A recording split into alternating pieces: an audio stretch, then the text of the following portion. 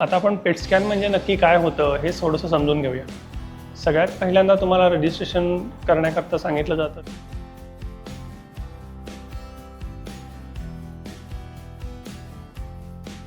पेट स्कॅनसाठी आलं आहे का? ओके. इथं नाव लिहा पेशंटचं, फक्त पूर्ण नाव लिहा आणि आधार कार्ड वगैरे द्या.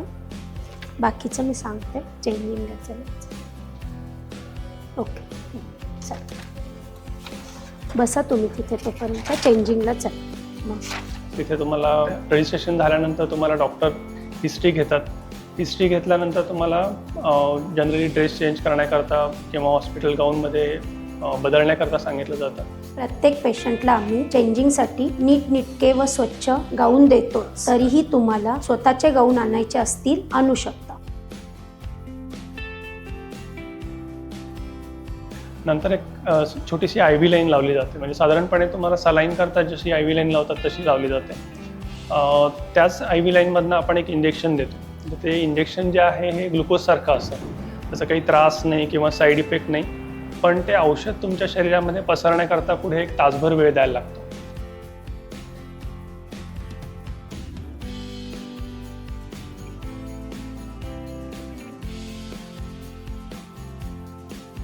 आणि तेवढा तासभर तुम्हाला आपण आतमध्ये वेगळ्या रूममध्ये बसवतो. वेगळं बसवायचं कारण असं असतं की त्या औषधात रेडिएशन असतं आणि ते रेडिएशन तुमच्या नातेवाईकांना म्हणा किंवा आमच्या स्टाफला कारण नसताना मिळू नये म्हणून त्या वेगळ्या रूम केलेल्या आहे.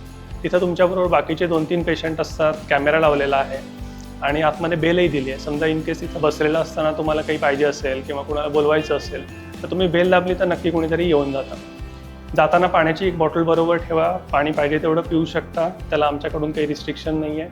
रूमला अटॅच टॉयलेट आहे. लघवीला जावं असं वाटलं तर जाऊ शकता. लघवी थांबवायची काही गरज नाही या प्रोसेस करता. आता तिथे तासभर का बसायचं तर हे औषध तुमच्या शरीरात व्यवस्थित पसरण्याकरता तेवढा वेळ लागतो. तासाभरानंतर जेव्हा तुम्हाला स्कॅनला बोलवतील तेव्हा स्कॅन फक्त 10च मिनिटाचं आहे. साधारण CT स्कॅनसारखं मशीन असतं, थोडंसं मोठं असतं कारण पेट आणि CT कंबाईन असतात.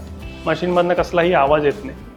त्या मशीनवर झोपलेलं असताना तुम्हाला जर कॉन्ट्रास्टची गरज असेल तर कॉन्ट्रास्टचं इंजेक्शन दिलं जातं. अन्यथा त्या मशीनवर फक्त न हलता झोपायचं आहे. स्कॅन संपला की तुम्हाला बाहेर एक 10 मिनटं बसवलं जातं. ते याकरता की कधी पेशंट हल्ला असेल किंवा डॉक्टरनं काही एक्स्ट्रा स्कॅन घ्यायचा असेल तर ते बघण्याकरता तेवढा वेळ लागतो. ते झालं की तुम्हाला IV लाईन काढून आम्ही घरी जाण्याची परवानगी देतो. आता पेट स्कॅन करताना कधी कॉन्ट्रास्ट वापरावा लागतो. आता कॉन्ट्रास्ट म्हणजे काय तर CT स्कॅनला जे औषध वापरतात किंवा जो डाय वापरतात त्याला कॉन्ट्रास्ट म्हणतात. पेट स्कॅनचं इंजेक्शन दिल्यानंतर साधारण तासाभराने जेव्हा आम्ही तुम्हाला टेबलवर घेतो स्कॅन करता त्यावेळेला हे CT स्कॅनचं इंजेक्शन दिलं जातं. आणि ते इंजेक्शन चालू असताना काही जणांना थोडंसं अंग गरम झाल्यासारखं वाटतं, पण ते गरम होणं हे टेम्पररी असतं. साधारणपणे इंजेक्शन चालू असेल तेवढी 5-10 सेकंद गरम वाटतं आणि लगेच नॉर्मलला येतं. नंतर काही ती गरमी अंगामध्ये शिल्लक राहत नाही. पण काही जणांना मात्र त्या औषधामुळे ॲलर्जी होऊ शकते. आता ॲलर्जीमध्ये मुख्यत्वे अंगाला खास सुटणं, फोड येणं किंवा थंडी वाजून ताप येणं ह्या मायनर रिॲक्शन्स आहेत. जर झाल्या तर त्यांची ट्रीटमेंट इथल्या इथं होऊ शकते. फार सिरियस म्हणावं असं त्याच्यामध्ये काही नाही. पण लाखात एखाद्या पेशंटला असं होतं की अगदी सिरियस रिॲक्शन येते. मेडिकलमध्ये आम्ही त्याला ॲनाफॅलॅक्सिस म्हणतो. म्हणजे जसं आपण पूर्वीच्या काळी पेनिसिलिनच्या बाबतीत ऐकायचो, पेपरलाही कधी कधी लिहून येतं की साधं अँटीबायोटिकचं इंजेक्शन दिलं, पेशंट एकदम सिरियस झाला किंवा ICUमध्ये ॲडमिट करायला लागलं, अगदी जीवावर बेतण्यापर्यंत पण जाऊ शकतं. तसंच ह्या औषधाला एक 10 वर्षापूर्वी व्हायचं, पण गेल्या 10 वर्षापासून ह्याच औषधाचा एक नवीन प्रकार म्हणजे नॉन आयोनिक कॉन्ट्रास्ट आलेला आहे आणि त्याच्यामध्ये आम्ही रिॲक्शनचं प्रमाण खूप कमी झालेलं बघतो.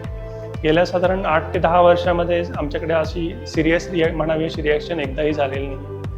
पण तरीही कुठल्या पेशंटमध्ये कधी होईल सांगता येत नाही, त्यामुळे ह्याची तुम्हाला कल्पना असावी. आता ह्याशिवाय काही वेळेला काही पेशंटच्या किडनीवर या डायचा परिणाम होऊ शकतो, पण तोही खूप रेअर साईड इफेक्ट आहे आणि फार कमी पेशंटमध्ये दिसतो. पण तुम्ही जर हायड्रेशन म्हणजे पाणी भरपूर पिलं तर जनरली हा साईड इफेक्ट टाळण्यासारखा असतो. आता स्कॅन झाल्यानंतर तुमची IV लाईन काढून तुम्हाला आम्ही इथून जाण्याकरता सांगतो. तर जाताना काय होतं की तुम्हाला आम्ही मगाशी जसं सांगितलं की तुमच्या शरीरात एक थोड्या प्रमाणात आपण रेडिएशन इंजेक्ट करतो. त्यातलं जवळजवळ 90% रेडिएशन हे स्कॅन संपेपर्यंत बॉडीतनं निघून जातं. त्यामुळे उरलेल्या 5-10% मोठ्यांना काही फरक पडत नाही. त्यामुळे मोठ्यांकरता कसल्याही प्रकारची रिस्ट्रिक्शन नाही. त्यामुळे घरी गेल्यानंतर समजा तुमच्यापेक्षा वयाने जास्त कोणी आजारी असेल घरामध्ये किंवा घरामध्ये कोणी पेट्स असतील, कुत्रा मांजर वगैरे किंवा गुरं असतील, तर त्यांच्यापासून काही वेगळं राहायची गरज नाही. पण तेच रेडिएशन फक्त घरात कोणी अगदी लहान मुलं असतील, म्हणजे 5 वर्षापेक्षा छोटी मुलं किंवा घरात कोणी गरोदर स्त्री असेल, तर त्यांच्यापासून मात्र तुम्हाला 24 तासाकरता वेगळं राहायला लागतं.